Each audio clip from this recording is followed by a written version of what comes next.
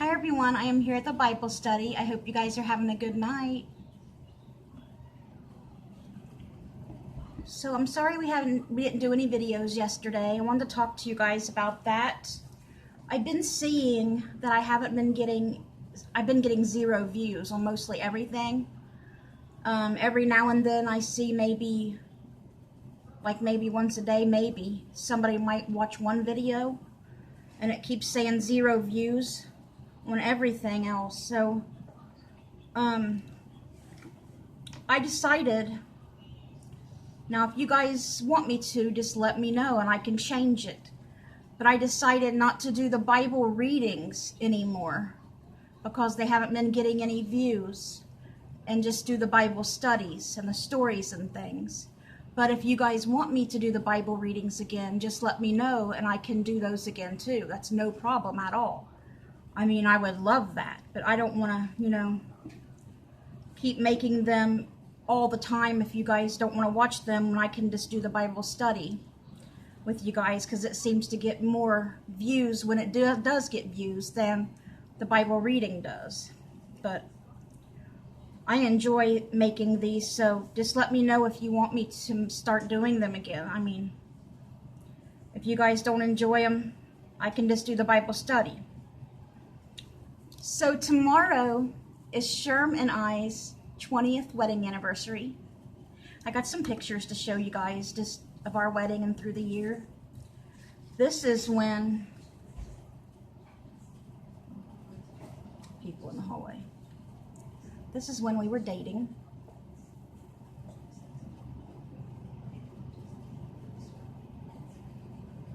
That was actually Sherm's car at the time. My short hair then. That's when we was dating. That's actually the church, the shelter house, not the church we got married in, but there's a shelter house beside of that church. That church is just right down the road from where we lived, or where I lived. And the shelter house beside of it's where we had our wedding reception. I had this made for us, I think it was only $5 at the Ohio State Fair, the only time I'd ever been there. And I got this carpet piece made for us. We don't have it anymore, it got ruined. But here's some pictures from our wedding.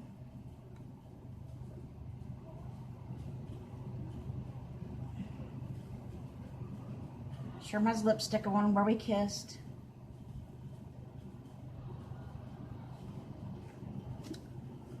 Here's a picture outside.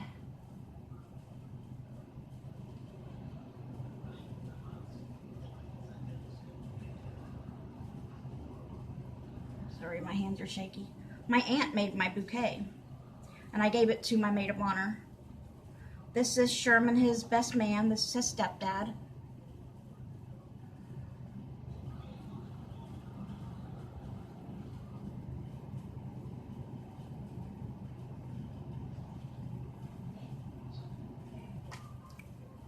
This is Sherman, his mom.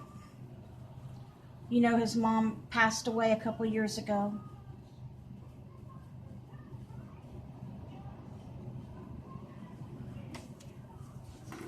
This is Sherm's mom and stepdad and Sherm and I.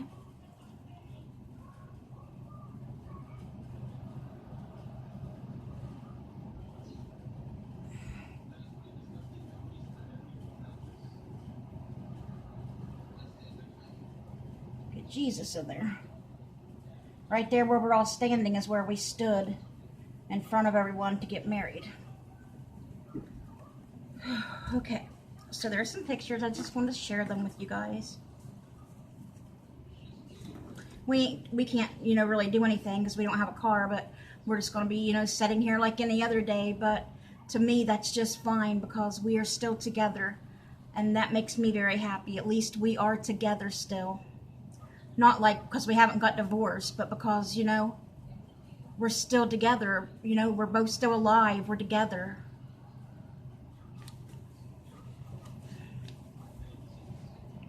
Thank God for that every day. Every day He gives us together. Okay guys, so today we are going to be in the book of Proverbs. But before we get started with that, have you guys been practicing the verses you're supposed to be working on, remembering? You know, my mouth gets really dry because the medicines I take, several of them say they cause dry mouth, so I don't know which one it is. It's because I take a lot of medicine prescribed by my doctor. So sorry when I gotta take a drink or get a cough drop. But do you guys remember what Hebrews 13:8 says?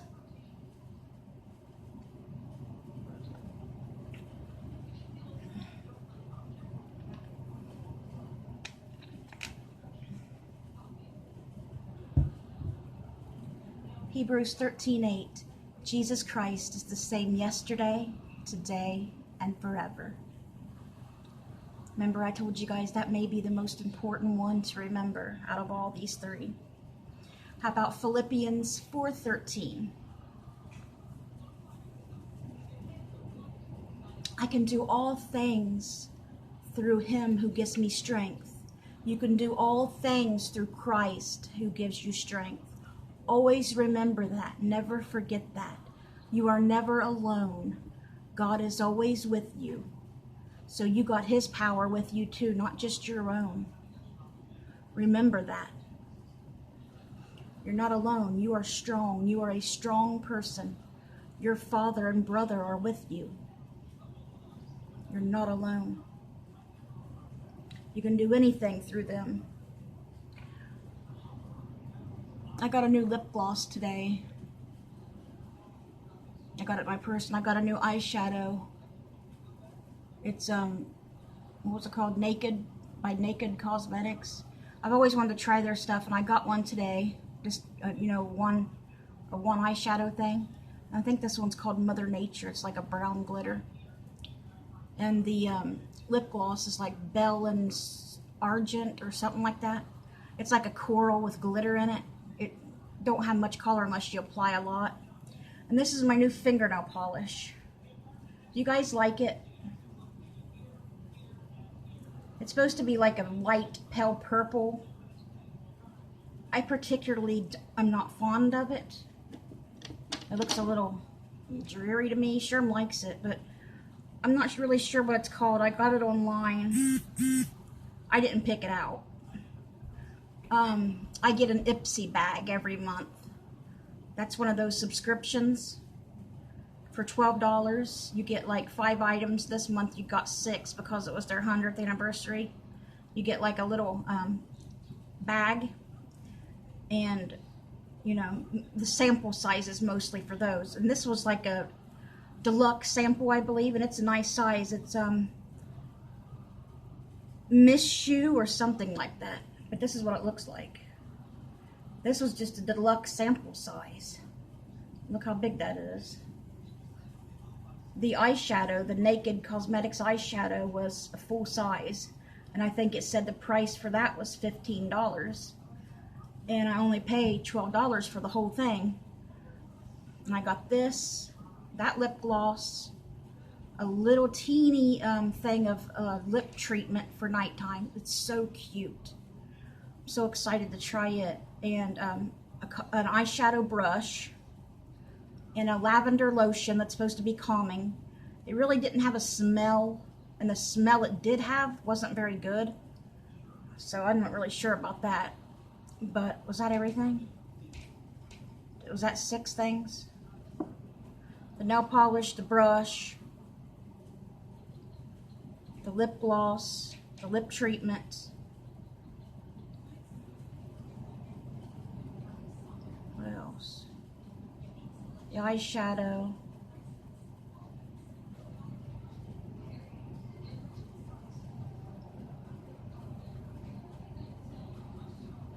The lotion. Yeah, that's everything.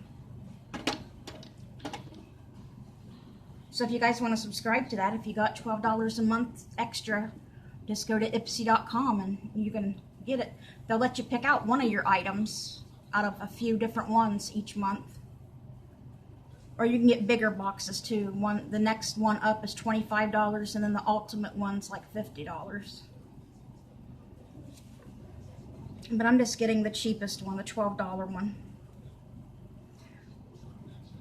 I never tried nothing like that before, so I thought, you know.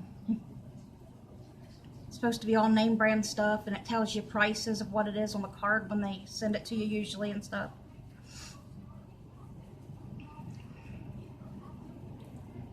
It's not like I would have the money to buy this stuff alone in the stores, the prices that they are. And we don't even have stores like that around here, really. You have to get it online.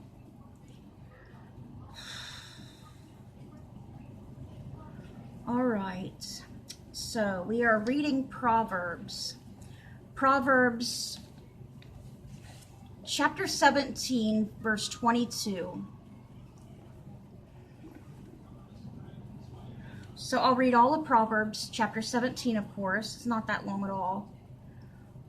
The one that focuses on the Bible devotion tonight, the reading devotion, is Proverbs chapter 17, verse 22, which says, "A cheerful heart is good medicine, but a broken spirit saps a person's strength."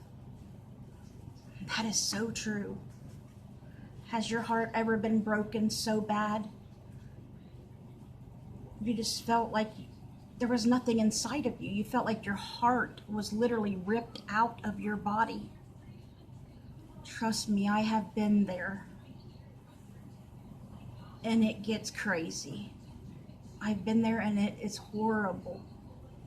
You feel like you're dying and you want to die. It's horrible, horrible, horrible, horrible feeling. Very, very bad depression, broken spirit, broken heart.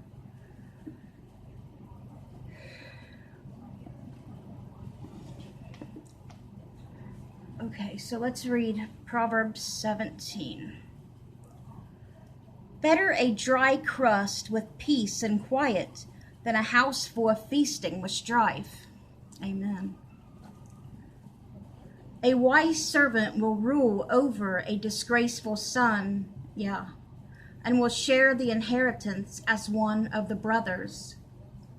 "The crucible for silver and the furnace for gold, but the Lord tests the heart." Remember, you can fool any man, any woman, whatever on this earth. You can tell all the lies you want and fool anybody on this earth. But God knows what's in your heart. You can hide your pain from everybody on this earth, or hide your happiness, whichever you're doing, that you don't want nobody to know. Let's say you're smiling all the time and making everybody think you're happy, but inside you're broken and you just want to die. God knows your heart. He knows how you're feeling, and He's waiting on you to turn to Him. He's there waiting on you. He's hurting for you to come to Him. You don't know how much it helps having Jesus and God in your life, your brother and your father in your life. It's a love that no one in this world or anywhere can replace. It's a one-of-a-kind love. It's a love you've never felt before. And it's a love that will never, ever go away from you, ever. You can make your father or brother in heaven mad, but you can never make them stop loving you. Same with you and your children or your nieces and nephews. You may get mad at them from time to time, but you never stop loving them. Remember, God knows the heart. God knows the truth. He knows what's in your mind, what you're thinking, and what's in your heart. There's somebody who knows. There's somebody who understands your true, whole feelings. You don't have to say it. They feel it. They know.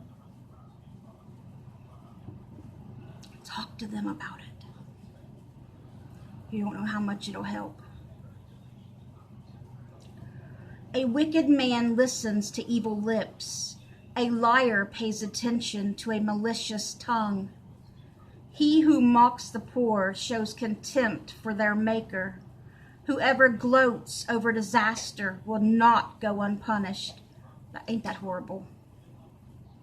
Gloating over disaster. And some people do that. It's horrible.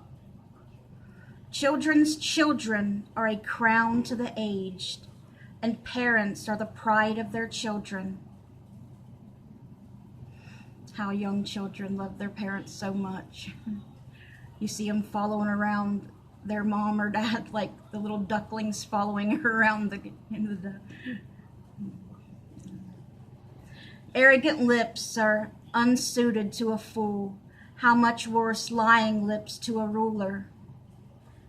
That'd get you killed. A bribe is a charm to the one who gives it. Whenever he turns, he succeeds. He who covers over an offense promotes love, but whoever repeats the matter separates close friends. That's such a shame. People that have been friends for years and years. I've been seeing that a lot lately on Judge Mathis and Jerry. I watch a lot of those judge shows every day through the week. I've been seeing several cases where people have been friends for 20 plus years, and then over money they get in a fight and their friendship's over. Money's the root of all evil.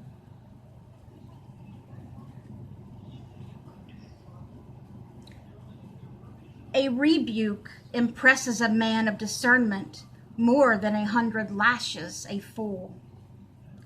An evil man is bent only on rebellion. A merciless official will be sent against him. Better to meet a bear robbed of her cubs than a fool in his folly. And you know how a bear is if you mess with their cubs. That bear will tear you apart. If a man pays back evil for good, evil will never leave his house. Starting a quarrel is like breaching a dam, so drop the matter before a dispute breaks out. That's what people need to do. But truthfully, some people just like to fight. Just for sport. I've seen it. It's evil. Acquitting the guilty and condemning the innocent, the Lord detests them both. Of what use is money in the hand of a fool, since he has no desire to get wisdom? A friend loves at all times. Does that sound familiar, guys? I didn't say that one to see if you remembered it because I know it was going to be in here tonight. Proverbs 17:17, a friend loves at all times. A friend loves at all times, and a brother is born for adversity. A man lacking in judgment strikes hands in pledge and puts up security for his neighbor. We should look out for our neighbors. He who loves a quarrel loves sin, yes. He who builds a high gate invites destruction. A man of perverse heart does not prosper. He whose tongue is deceitful falls into trouble. To have a fool for a son brings grief. There is no joy for the father of a fool.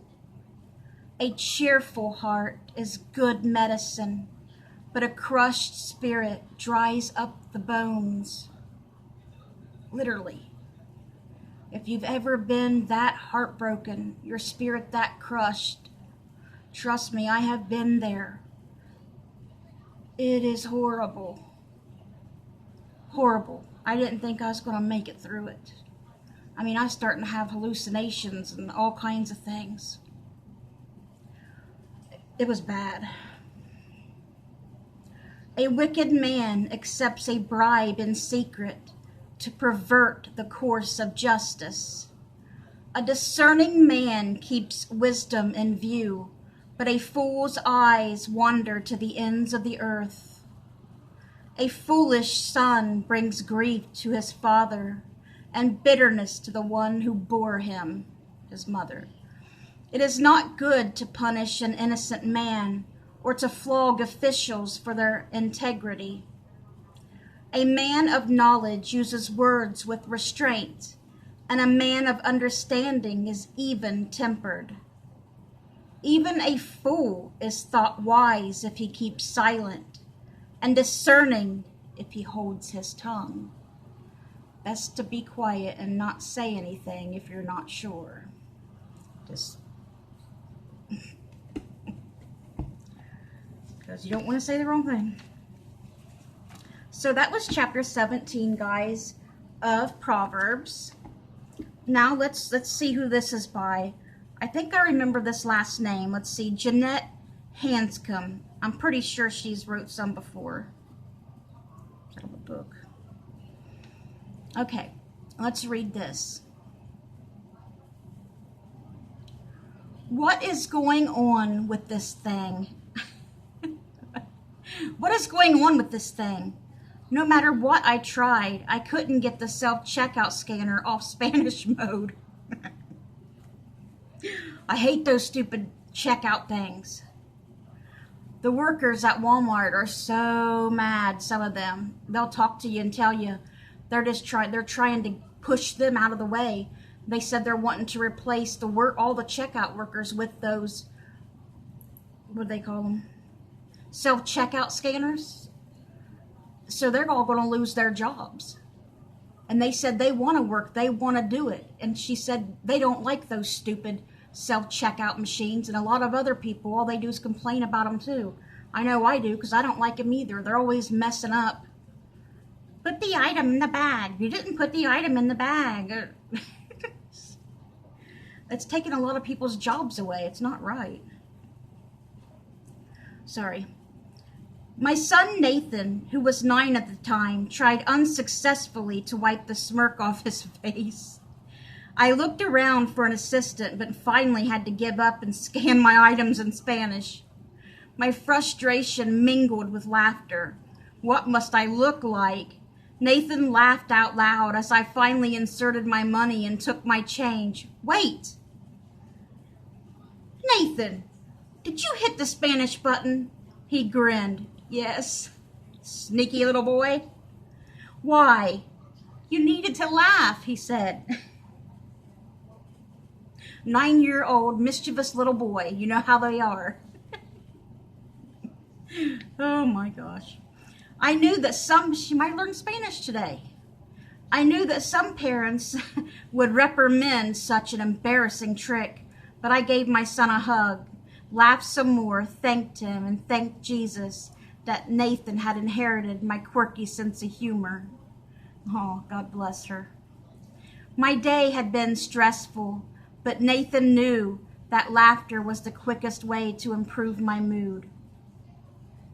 Laughter is one of the best medicines, it really is, to make somebody smile and make them truly happy. Makes them feel a lot better. Have somebody to laugh with. I knew this, Blip. It is no wonder that Scripture tells us a cheerful heart is good medicine. I find that I feel closer to Jesus when I laugh and see the humor in circumstances. Seeing his sense of fun reflected in creation reminds me that he is the ultimate source of joy, and that we serve a Lord who understands that with all life throws at us, sometimes the best thing we can do is laugh. Amen. And I love people with a good sense of humor. I tell you, some people have no sense of humor at all. It's so embarrassing and so like, are you serious? I can't deal with this person. You tell them something, you're like, oh, they're going to die laughing at this, right? Well, and they'll be like, well, why did she do that? Or what happened with that? They make it all like serious and everything. Trust me, I got friends like that. Oh my goodness. Everybody has a different sense of humor, I tell you. I love a good sense of humor because I like to laugh a lot. because I get depressed a lot. I suffer with depression and anxiety, and it's always good to have somebody, you know, to have a good sense of humor and laugh with. It always makes you always feel a little better, you know. Sherm's got a good sense of humor. Now, he didn't have one so much when we first got together. He was more of the, you'd tell him something that was really funny, and, you know, he'd be one of those people that just stared at you like, okay. But since he's been around me for 20 years, his sense of humor went through the roof. We're both crazy. I love a good sense of humor. When somebody's got a good sense of humor, it makes me feel really comfortable. And not a sense of humor like, you know, being a smart aleck, making fun of people and stuff like that. I don't like that at all. That's not a good sense of humor to me. That's just being a jerk and a bully. All right, so what are we going to do now? Oh, the homework. The homework says, what makes you laugh? When has laughter been medicine to your soul? Ask Jesus to provide one thing, a funny movie, a silly kid moment, to cheer you or someone you love up today. So ask Jesus, like tonight's almost over, ask Jesus to tomorrow, please bring some laughter and fun into my life or into my kid's life or, you know, my neighbor or whoever, whatever, if you guys want to do it, you know. So that was everything for tonight for the Bible study, guys. I hope you guys enjoyed seeing the pictures and everything, and I hope you guys have a great rest of your night. Good night, guys. God bless you.